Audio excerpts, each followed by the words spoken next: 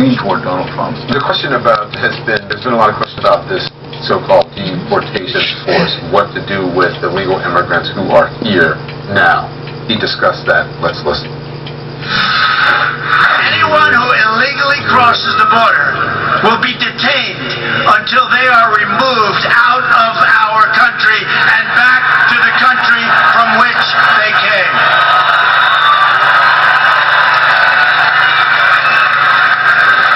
And they'll be brought great distances. We're not dropping them right across. They learned that.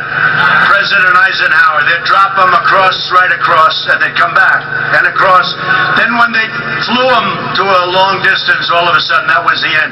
We will take them great distances, but we will take them to the country where they came from.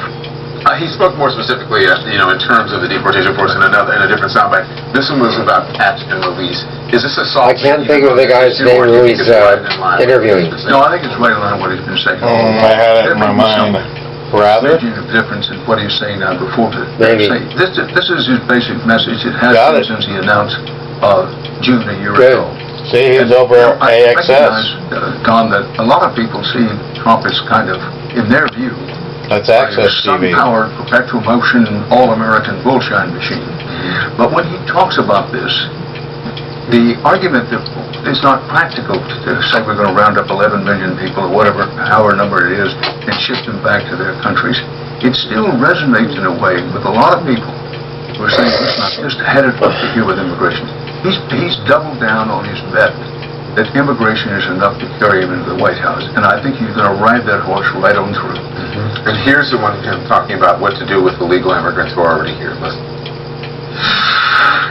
For those here illegally today who are seeking legal status, they will have one route and one route only: to return home and apply for re-entry like everybody else under the rules of the new legal immigration system that I have outlined above.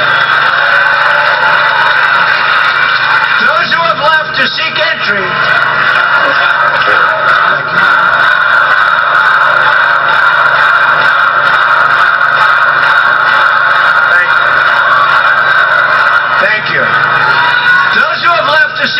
under this new system, and it will be an efficient system, will not be awarded surplus visas, but will have to apply for entry under the immigration caps or limits that will be established in the future.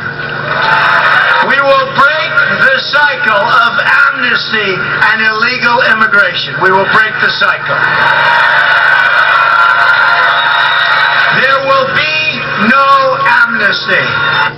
That was a concern earlier in the week when people were saying, and late last week when people were saying he's offering on amnesty. It looks like he's, what he's saying now is leading to a path to citizenship. Through no uncertain terms, he said no amnesty there. Absolutely, couldn't be any misunderstanding about what he's saying. And I do think that he flirted with the idea of sort of softening up a little bit. He tried out a few lines, but the tide signals he's come back to his core belief that the way for him to win is to get, say, an overwhelming number of white people to the polls and get an overwhelming number of them for him, and he thinks that's enough to win. So, I think that many people underestimate the power, and I want to ask you, Hillary, if you think the Clinton campaign is underestimating the power of the narrative and optics and being in front of the media and in front of the cameras. If we can show Donald Trump with the president today in Mexico, a moment that was viewed by many as very presidential, because the concern was he's not seen as presidential, which is one reason he went over there. This puts him in that spotlight. Hillary Clinton is not doing that. You think that's a misstep on her part? Well, I wouldn't say a misstep on her part, but I think it's a smart move for him to be seen with another country's presidential. And by the way, Donald Trump is a master of the optics. If you notice, he rarely appears without a bevy of American flags behind him wherever he goes.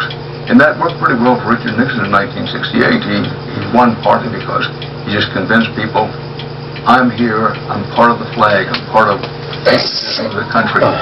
Look, everybody has underestimated Donald Trump. from the very 75%. beginning. And I think that Tennessee is still underestimated. As I've said to you before, I'm not saying he's going to win. And if you had to bet the trailer money, you had to bet the double wide today, you would bet that Hillary wins. But there's still, 68 days to go. 3 presidential debates to go. This is still a very volatile race because neither of these candidates is very popular. Both of them have negatives, 50%, unprecedented in our presidential history. And in that environment, with the kind of toxic speech, I did a Facebook tonight, which is neither here nor there, but used the words jingoism, chauvinism, nativism, which is what Donald Trump is dealing with here. These can be powerful undertows on people who otherwise might not consider him as president. Yeah. I think it's always a misstep to underestimate your opponent. And, as you said, people are thinking, oh, well, this is over. The polls are tightening now. And there are still a number of days before people actually go to the polls and vote. Early voting is going to start. But you don't know, no one knows where this is going. Well, and mentioning when people who oppose, by the way, early voting starts some places end of September. Right. I think a lot of people don't realize that.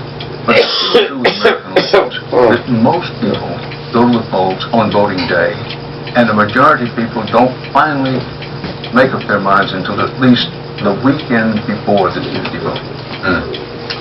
Well, My pleasure. Thank you very much. And rather, everyone. We'll be right back. too much being undecided. It's a very